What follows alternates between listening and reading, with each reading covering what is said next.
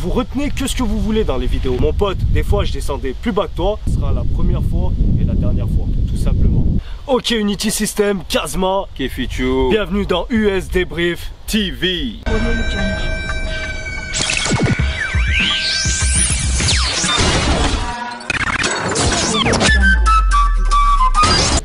Ok, c'est parti, première question. Première question. Ok, elle est de Thomas STD.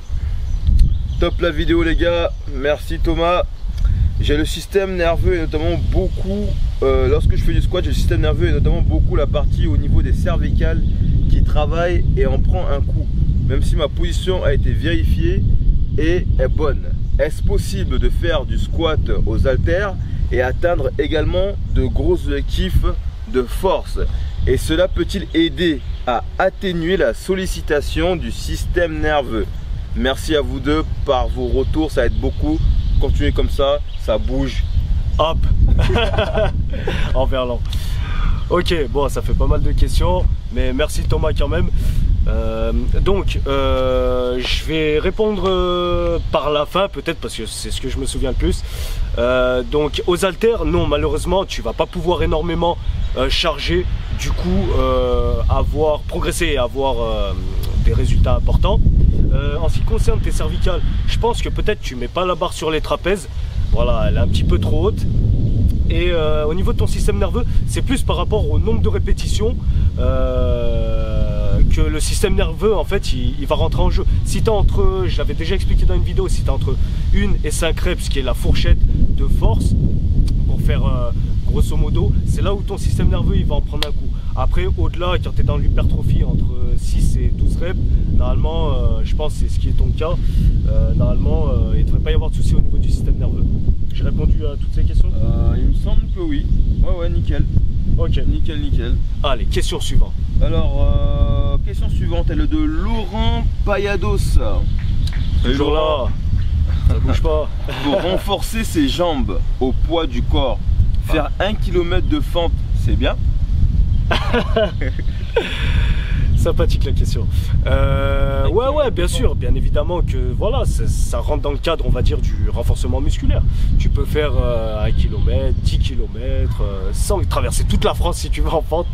Non, je rigole, mais voilà, bien sûr que ça va te renforcer musculairement, tout simplement.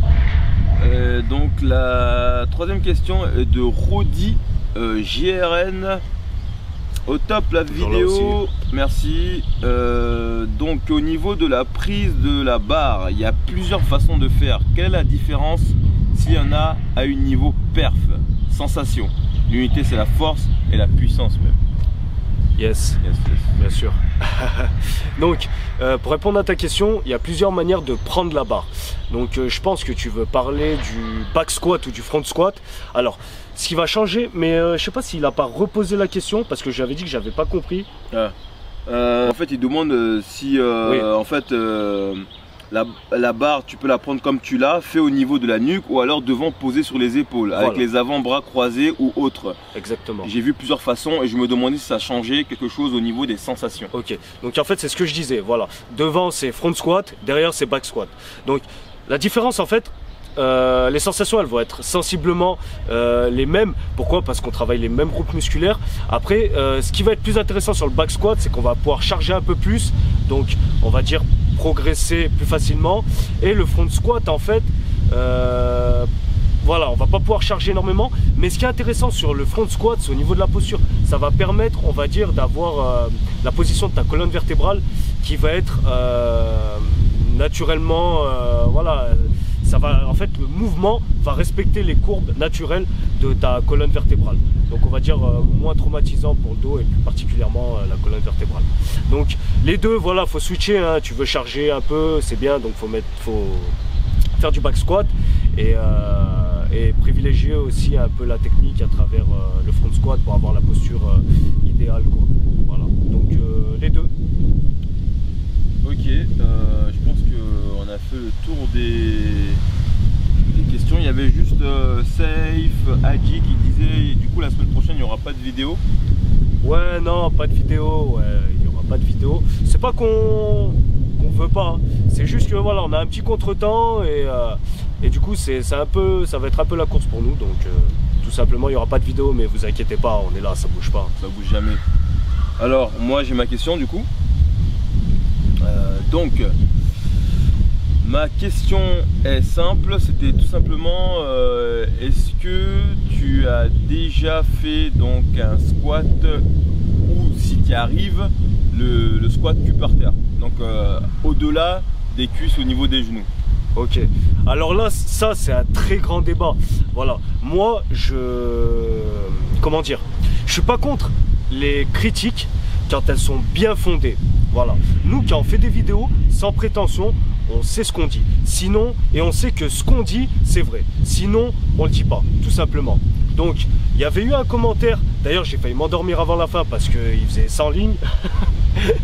Et voilà, pour moi, c'était pas fondé. Donc, très honnêtement, j'ai pas répondu parce que je trouve que voilà, c'est perdre son temps en fait à dialoguer. Voilà, c'est le serpent qui se mord la queue pour rien. Il donc, disait que c'était dommage de sacrifier l'amplitude. Ouais, voilà. Alors, si tu avais... En fait, vous retenez que ce que vous voulez dans les vidéos. C'est-à-dire que j'ai jamais dit... Parce qu'il parlait en fait... il va pas le lire parce qu'il est trop long. Il disait en gros que sacrifier la technique et les artifices comme la ceinture et les bandes, chose que j'ai soi-disant critiqué, alors que j'ai pas du tout critiqué les accessoires, parce que moi-même j'en utilise, mais j'ai précisé qu'il fallait les utiliser quand c'était nécessaire. Voilà, si vous vous sentez capable d'être bien gainé et de travailler sans accessoires, il n'y a aucun problème. Donc avant, je squattais le cul par terre. Mon pote, des fois je descendais plus bas que toi. Et en fait, j'ai revu ça tout simplement parce que voilà, tu disais que de ne pas descendre le cul par terre, ça abîme les articulations. Or, c'est faux, c'est de descendre justement le cul par terre. C'est là où les articulations, elles sont le plus en danger. Tu perds ta tension musculaire et en plus de ça, c'est un coup, ton bassin il part en rétroversion parce que tu n'as pas la souplesse pour. Voilà, il y a un bassin qui part en rétroversion, bah, tu te flingues les disques. Donc voilà, le topo il est réglé. J'espère que j'ai répondu à ton commentaire et je pense que ça sera la première fois et la dernière fois, tout simplement. Donc oui, je suis déjà, pour répondre à ta question, je suis déjà descendu plus bas que ça.